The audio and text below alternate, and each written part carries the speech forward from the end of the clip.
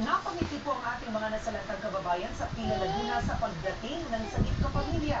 Kasama ang ABS-CBN executives at ni megastar Sharon Cuneta. Nagpapatrol media force. Pansamantalang nakalimutan ng mga biktima ng bagyo ang problema sa pagdating ni megastar Sharon Cuneta kasama si Huwag yan, be! Matusok ka! Ay! President Charo Santos Concho at Channel Head Bala ka, matusok ka ni Pinky. Matusok ka ni Pinky, be! Love na lang, love. Ah, sige.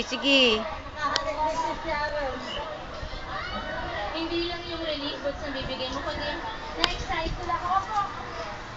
Oh, wag electric pan, ha? Yung napapaligayan mo sila kahit sandali.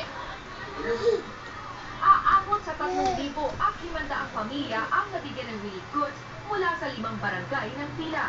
Isa dito ang pamilya ni Aling Beth. Inanod ng baha ang kanilang bahay. Hindi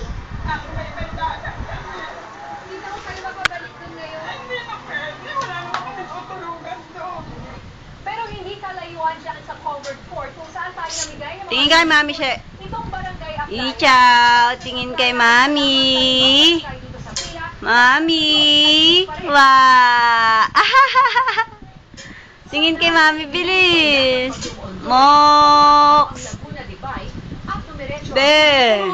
Ikaw talaga, ha? Gusto mo lang ako kulit, ha?